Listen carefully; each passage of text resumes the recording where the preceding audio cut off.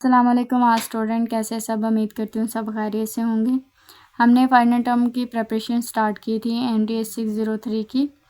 तो वो स्टूडेंट जो MTH 501, MTH 401, MTH 201 या स्टेट 301 की प्रिपरेशन करना चाहते हैं तो मेरे इसी चैनल पे उनकी वीडियोस अपलोड हैं। मुझे उम्मीद है अगर आप वहाँ से प्रिपरेशन करेंगे तो आपका जो है सब्जेक्ट बहुत अच्छे मार्क्स के साथ जो है पास कर सकते हैं। तो बगैर टाइम वेस्ट किए आज MTH 603 की प्रिपरेशन का पार्ट नंबर 2 स्टार्ट करते हैं। वो स्टूडेंट जिन्होंने इसका पार्ट नंबर 1 नहीं देखा तो सबसे पहले वो देख लीजिएगा, क्योंकि आपके इनिशियल कंसेप्ट क्लियर नहीं होंगे तो मुझे नहीं उम्मीद आपको आगे समझ आ सकती है। तो सबसे पहले वो पहली वीडियो ज़रूर देखिएगा।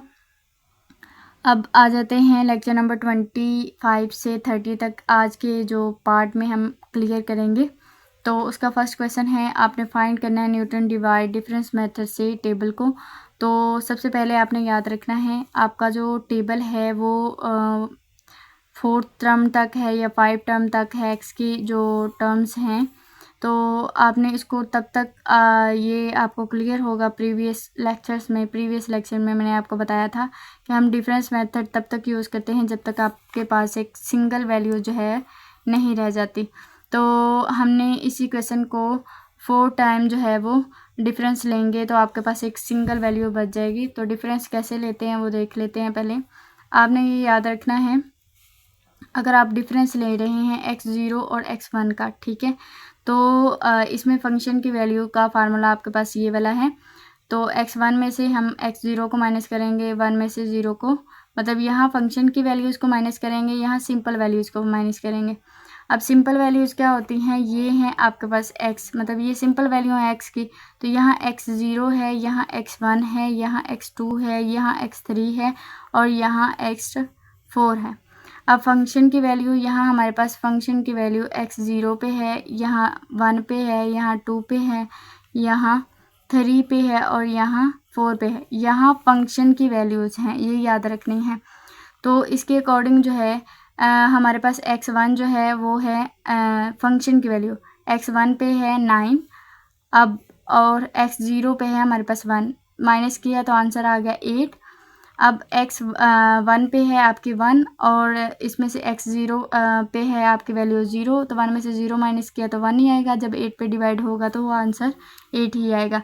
तो ये चीज़ आपको समझ आ गई होगी। इसी तरह मैंने x1 और 2 के फंक्शन वैल्यूज़ को कैलकुलेट किया, फिर 2 और 3 को किया, फिर 3 और 4 को किया।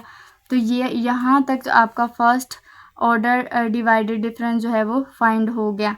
तो आपकी वैल्यूज़ आई थी 8, 3, -7/2 और 1। यहाँ जो है मैंने फर्स्ट डिफरेंस को लिख दिया 8, 3। अब इसको आप पॉइंट्स में भी लिख सकते हैं। 7 को जब 2 पे डिवाइड करेंगे तो आपका आंसर आ जाएगा -3.5। अगर आप ओवर के फॉर्म में लिखें फिर भी कोई मसला नहीं है। अब आगे आ जाते हैं सेकंड डिफरेंस पे। अब यहाँ आपके पास टोटल वैल्यूज़ कितनी आ गई, 4, ठीक है। अभी हमने कहा था हमारे पास एक सिंगल वैल्यू जो है वो बचनी चाहिए। तो हम इसका सेकंड ऑर्डर डिवाइडेड डिफरेंस कैसे फाइंड करेंगे, यहाँ हम फंक्शन की 3 वैल्यूज़ को कंपेयर करेंगे। तो कहते हैं हमने 1 और 2 को और 0 और 1 को, फिर 2 में से 0 को माइनस करेंगे। तो यहाँ जो फंक्शन की वैल्यू अभी आपने प्रीवियस निकाली 0 और 1 की, वो आई थी 8। तो आपने इसकी जगह लिख दिया ये है 1 और 2 की, तो 1 और 2 का आंसर आया था 3 और इसमें से आप 0 और 1 की वैल्यू को माइनस करेंगे 8 को, ठीक है। 3 में से 8 को निकाला तो आपका आंसर आया -5। अब आगे आ जाता है आपने 2 में से 0 को निकालना। यहाँ आपकी 2 की वैल्यू, x की जो 2 की वैल्यू है वो 2 है और 0 पे इसकी वैल्यू 0 है, तो 2 में से 0 माइनस करोगे तो 2 ही रहेगा। तो आप इसको, मैंने पहले आपको बताया था, आप इसको पॉइंट्स में भी लिख सकते हैं या अगर आप नहीं लिखना चाहते तो ऐसे भी ठीक है। इसी तरह मैंने 1, 2 और 3 को कंपेयर किया, फिर 2, 3 और 4 को, मतलब हमने 3 फंक्शन की वैल्यूज़ को कंपेयर किया। तो कंपेयर करने के बाद जो हमारा सेकंड ऑर्डर था डिवाइडेड डिफरेंस था वो भी कंप्लीट हो गया, क्योंकि इससे हमारे 3 कंपेयर करने से डिफरेंस की 3 वैल्यूज़ आ गई थी। अभी भी हमने इनको 1 करना है, हम एक दफ़ा और डिफरेंस ले लेते हैं। अब हम क्या करेंगे, 4 को कंबाइन करेंगे। 4 को कंबाइन करने के बाद फिर वही प्रोसेस आपका रिपीट होगा। 4 को कंबाइन किया तो आपके पास देखें जो डिफरेंस की वैल्यूज़ आ गई थी वो आ गई थी 2, आई थी 1/12 और 11/12। अब मैंने फिर से रिपीट कर रही हूँ कि हमने 1 वैल्यू रहने देनी है। फिर हम 4 टाइम इसी ऑर्डर को डिवाइड करेंगे डिफरेंस मेथड को, तो हमारी लास्ट पे वैल्यूज़ आ जाएंगी। एक वैल्यू आएगी 1/30। तो हमने कहा था हम जो है न्यूटन डिवाइडेड डिफरेंस मेथड को तब तक रिपीट करेंगे जब तक एक सिंगल वैल्यू नहीं बच जाती आपके पास। तो यहाँ तक हमारा क्वेश्चन जो था वो सॉल्व हो गया था। मुझे उम्मीद है यहाँ तक आपको अच्छे से समझ आ गई होगी। क्वेश्चन नंबर 2 पे आ जाते हैं। क्वेश्चन नंबर 2 में सेम वही क्वेश्चन है, स्टेटमेंट भी वही है। अब वहाँ थी आपके पास x की वैल्यू 0 से लेके 5 तक, यहाँ 0 से लेके 3, मतलब वैसे टोटल अगर वैल्यूज़ देखें 1 2 3 तक हैं। तो आपने इसको जो है वो 2 टाइम्स डिफरेंशिएट करेंगे तो आपके पास एक वैल्यूज़ आ जाएगी। अब देखिए आपने first time order divided difference को यूज़ किया तो आपके पास 2 वैल्यूज़ आई, ठीक है। वो क्या आई थी 2 और 2, यहाँ 2 आता है। अब कहते हैं अब मैंने फिर से इसको रिपीट किया तो मेरे पास एक सिंगल वैल्यू आ गई थी, वो क्या आ गई थी 2। तो हमने कहा था कि हमारे पास एक सिंगल वैल्यू आनी चाहिए, तो मैंने इसको 2 टाइम्स डिफरेंस लिया तो आपके पास एक लास्ट पे सिंगल वैल्यू आ गई। तो हम इसको मज़ीद सॉल्व नहीं करते। यहाँ तक आपको अच्छे से समझ आ गई होगी, आपने प्रैक्टिस साथ साथ ज़रूर करनी है। उससे आगे आ जाते हैं क्वेश्चन नंबर 3 पे। कह रहा है आपने इसमें लैग्रेंज इंटरपोलेशन फार्मूला लगाना है, जबकि आपको एक टेबल दिया हुआ है। आपने इस पे x की फंक्शन की वैल्यू 4 पे फाइंड करनी है, मतलब x की 4 होनी चाहिए, ठीक है। उसकी वैल्यू फाइंड करें फंक्शन में लगा के।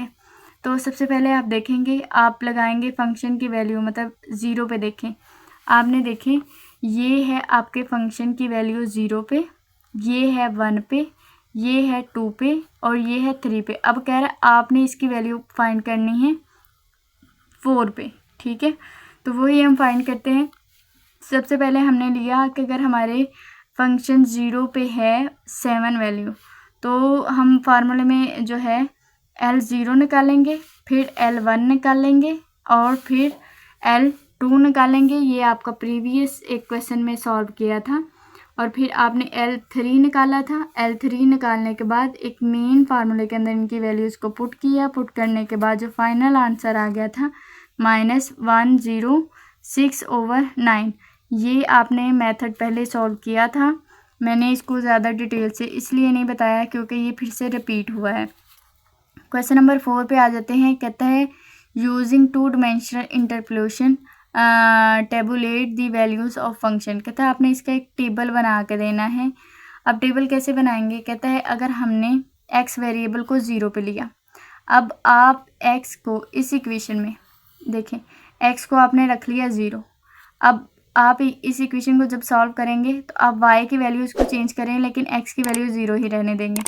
अब फर्स्ट आपको मैं सॉल्व करवा देती हूँ। देखिए कहता है अगर आपने x की वैल्यू 0 ली और y की वैल्यू 0 ली, तो जहाँ जहाँ आपके पास x y था आपने 0 0 पुट किया तो हमारा आंसर फाइनल 0 आ गया।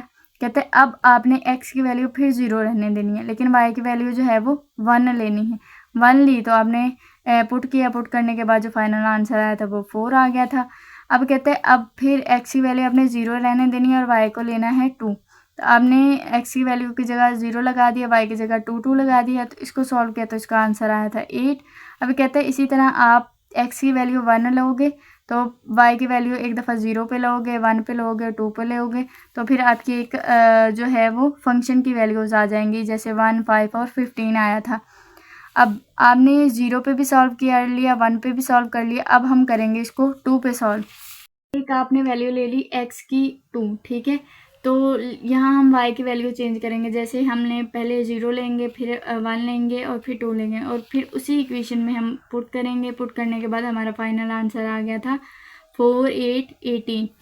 अब हम क्या इस चीज़ को हम टेबल में फिक्स कैसे करेंगे? कहते हैं जैसे आपने लिया x को 0 लिया और y को भी 0 लिया, तो आपका आंसर जो था वो आया था 0। अब x को भी 0 y को भी 0 लिया तो आपका आंसर आया था 0। इसी तरह आगे आ जाते हैं।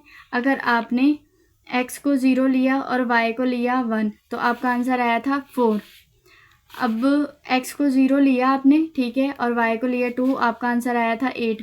इसी तरह जो है वो आपने एक टेबल बनाया, यहाँ 8 आता है, यहाँ आपने एक टेबल बनाया। दूसरी वैल्यूज़ को भी ऐसे ही है, जैसे एक दफ़ा आपने x1 लिया था तो ये वाली आई थी 1, 5 और 15, 1, 5 और 15। इसी तरह ये जो अभी हमने थर्ड टाइम सॉल्व किया 4, 8 और 18। अब आगे आ जाता है क्वेश्चन नंबर आपके पास 5। क्वेश्चन नंबर 5 में कह रहा है आपको टेबल गिवन दिया हुआ है, आपने इसमें x1 की जो है वो फर्स्ट डिफरेंस पे वैल्यू जो है वो फाइंड करके देनी है। तो फर्स्ट डिफरेंस के अकॉर्डिंग देखिए वैल्यूज जो है आपके पास ये हो गई आपके पास y की, और ये फर्स्ट टाइम डिफरेंस लिया आपने, तो कह रहा है आपने इसको बताना है 1 की वैल्यू, लेकिन हमने इसको सॉल्व किया तो हमारे पास 1 की वैल्यू जो आई थी 86। आपने इसकी प्रैक्टिस खुद करनी है अब, क्योंकि ये पहले भी आप चीज़ सीख चुके हैं। अब आ जाता है, कह रहा है अब आपने 2 टाइम्स डिफरेंस लेना है और बताना है अगर आपके पास x की वैल्यू 8 हो। तो टेबल को देख लेते हैं। कहते हैं आपके पास x की वैल्यू जो है वो 8 होनी चाहिए। तो यहाँ देखें आपके x की वैल्यू जो है वो 8 है। अब आपने बताना है 2 टाइम्स डिफरेंस, मतलब 2 टाइम्स डिफरेंस लेंगे। तो 2 टाइम्स डिफरेंस लिया तो आपके पास 8 पे x की वैल्यू आ रही थी 169। अब एक चीज़ आपने याद रखनी है, आपके पास 2 टाइम डिफरेंशिएट इक्वल होता है फर्स्ट टाइम फॉरवर्ड डिफरेंस के, ठीक है। तो आपने फर्स्ट टाइम जिसकी वैल्यू जो है वो 1 होगी तो वो 2 टाइम डिफरेंशिएट की इक्वल होगा। तो यहाँ जो है वैल्यू 8 x की 8 पे वैल्यू आ रही थी 169। आपको मैंने ये जो लिखी हुई हैं बेसिकली ये आपको ये चीज़ें बताई हुई हैं कि ये किस किस के इक्वल हैं, आपने इसको ध्यान से देख लेना है। लेकिन स्टेप उसको एक्सप्लेन कर देती हूँ ताकि दूसरे स्टेप आपके लिए समझने के लिए इजी हो जाए। कहते हैं जैसे आपने लिया x को 8 तो फर्स्ट फॉरवर्ड डिफरेंस है वो 169 पे आ गया। अब जब x की वैल्यू लेंगे 7 पे तो फर्स्ट फॉरवर्ड डिफरेंस आ जाएगा 127 पे। फिर 6 पे लिया तो आ गया 91। फिर आप इसी तरह 5 पे लेंगे तो वैल्यू आ गई उसकी 61। फिर आपने 4 पे लिया तो 37। फिर आपने 3 पे लिया तो 19 आ गए। फिर आपने लिया 2 पे तो 7 वैल्यू आ गई। इसी तरह मैंने 2 टाइम जब डिफरेंस किया उसको भी एक्सप्लेन किया है, 3 को भी एक्सप्लेन किया है, 4 को भी और 5 को भी, जो आपको उसने टेबल गिवन दिया हुआ। फिर मैंने लास्ट पे आपको ये चीज़ बताई कि आपका जो एक डिफरेंस होता है फॉरवर्ड डिफरेंस वो इक्वल होता है y, मतलब 2 स्लैश वाली, मतलब 2 प्राइम्स भी आप उसको बोल सकते हैं या 2 टाइम डिफरेंशिएट भी बोल सकते हैं। तो ये इसके इक्वल हो रहा है। कहते हैं आप उसकी वैल्यू 8 पे बताएं, तो 8 पे वैल्यू थी उसकी 169। तो ये फाइनल चीज़ जो थी आपने बतानी थी। ये चीज़ आपको अच्छे से समझ आ गई होगी। उससे आगे है आपने इसका फॉरवर्ड डिफरेंस टेबल बनाना है। फॉरवर्ड डिफरेंस टेबल में बेसिकली साइन चेंज हो जाता है, लेकिन क्वेश्चन वैसे ही सॉल्व होता है जैसे आप बैकवर्ड डिफरेंस टेबल में यूज़ करते हैं। ये मैंने बैकवर्ड का लगा दिया है। फॉरवर्ड डिफरेंस टेबल को आप इस तरह शो करते हैं, आप इन साइंस की जगह ये वाला साइन लगाएंगे। तो ये कैसे निकालते हैं कि हम हमेशा सेकंड वाली में से फर्स्ट वाली को माइनस करते हैं तो ये वैल्यू आ जाती है। फिर इसमें से इसको माइनस करेंगे तो ये आ जाएगी, इसमें से इसको माइनस करेंगे। तो इसी तरह जो है हमारी लास्ट पे एक वैल्यूज बचनी चाहिए थी। तो मैंने इसको 3 टाइम्स सॉल्व किया क्योंकि ये क्वेश्चन जो था मोस्टली ये 3 या 2 नंबर्स का ही आता है। तो आप यहाँ तक भी कर लें तो बेहतर है। अगर आप इससे ज़्यादा एक स्टेप करना चाहें तो वो ज़्यादा बेस्ट होगा। अब आ जाते हैं क्वेश्चन नंबर 8 पे। कह रहा है आपने इसमें फंक्शन की वैल्यू फाइंड करनी है। अगर इसमें x जो है वो 0.3 है तो हमने एक फार्मूला लगाया, ठीक है। ये फार्मूला अब आपने अच्छे से याद रखना है। इस फार्मूले में वैल्यूज़ को पुट किया, वैल्यूज़ को पुट करने के बाद जो आपका फाइनल आंसर आया था वो था 80.4। आप इसकी प्रैक्टिस आपने साथ साथ ज़रूर करनी है। क्वेश्चन नंबर 9 पे आ जाते हैं। क्वेश्चन नंबर 9 पे कह रहा है आपको फंक्शन की एज, मतलब f इंटू एच की वैल्यू जो है वो उसने दे दी है। अब h/2 मतलब हाफ की वैल्यू भी दे दी। कह रहा है आपने h1 की f1 की जो है वो वैल्यू फाइंड करनी है। तो इसके लिए आपने रिचर्ड एक्सट्रापोलेशन जो लिमिट है वो वाला फार्मूला यूज़ करना है। तो वो फार्मूला आपके पास ये है।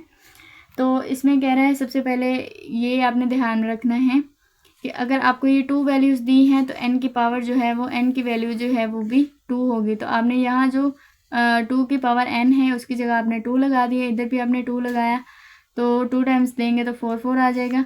ये इसमें से माइनस किया तो 3, ये 4 वैसे का वैसे रहेगा। अब आप इसकी वैल्यू जो उसने आपको गिवन दी है वो पुट करेंगे। पुट करने के बाद एक फाइनल आंसर आ जाएगा हमारे पास F1 का इंटू H/2 का 248.1054।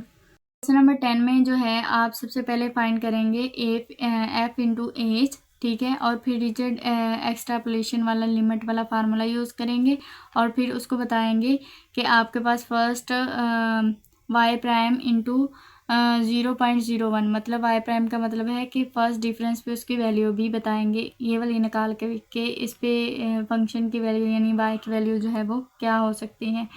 तो हम सबसे पहले निकालते हैं f इंटू एच निकालने के लिए हमारे पास एक फार्मूला गिवन है।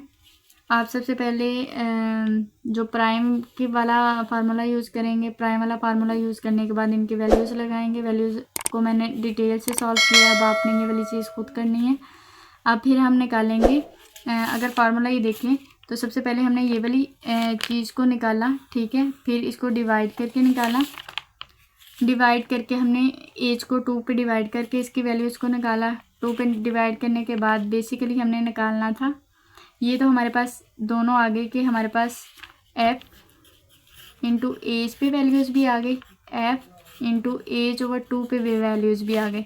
अब हमने बेसिकली निकालना था, मतलब एज की वैल्यू तब आई जब आपने 0.01 रखा, लेकिन f इंटू एज की वैल्यू नहीं आई आपके पास, ठीक है। तो हमने क्या किया, f इंटू एज की वैल्यू निकालने के लिए अगर आपके पास ये दोनों वैल्यूज़ हैं f इंटू एज और f इंटू H/2 की, तो आपने जो अभी प्रीवियस निकाली हैं वही वैल्यूज़ इसके अंदर पुट करेंगे। पुट करने के बाद जो हमारा फाइनल आंसर आया था f इंटू एज का -8932। ये आपने प्रैक्टिस साथ साथ ज़रूर करनी है। उससे आगे आ जाता है क्वेश्चन नंबर 11। क्वेश्चन नंबर 11 में बेसिकली वो कह रहा है कि आपने फर्स्ट डेरिवेटिव फाइंड करना है और आपने x की वैल्यू रखनी है 0.1। तो आप इसमें 2 पॉइंट इक्वेशन को यूज़ करेंगे और फंक्शन की वैल्यू फाइंड करके बताएंगे। तो फॉरवर्ड डिफरेंस मेथड का भी फार्मूला वही है, फॉरवर्ड डिफरेंस मेथड का फार्मूला लगाएंगे। तो आपने जो है फंक्शन की वैल्यू निकालें 0.1 पे, तो आप 2 में से 1 को माइनस करेंगे और नीचे एज की वैल्यू भी 0.1 ही आ जाएगी। बेसिकली जो आपकी एक्स की वैल्यू होती है वही आपकी एज की वैल्यू होती है। तो आपने इनकी वैल्यूज़ को पुट किया तो फाइनल आंसर आ गया हमारे पास फंक्शन की वैल्यू 0.1 पे 2.37। यहाँ तक हमारा पार्ट नंबर 2 भी क्लियर हो गया है। मुझे उम्मीद है आपको ये पार्ट अच्छे से समझ आ गया होगा, लेकिन अगर फिर भी कहीं से मसला है तो मेरी इसी चैनल की बायो में व्हाट्सएप ग्रुप का लिंक है, वहाँ जाके आप पूछ सकते हैं। मैं इंशाल्लाह आपको जल्दी रिस्पॉन्स करूँगी। अपना बहुत सा ख्याल रखिएगा। मिलते हैं नेक्स्ट वीडियो में। Take care, bye bye, okay, अल्लाह हाफिज़।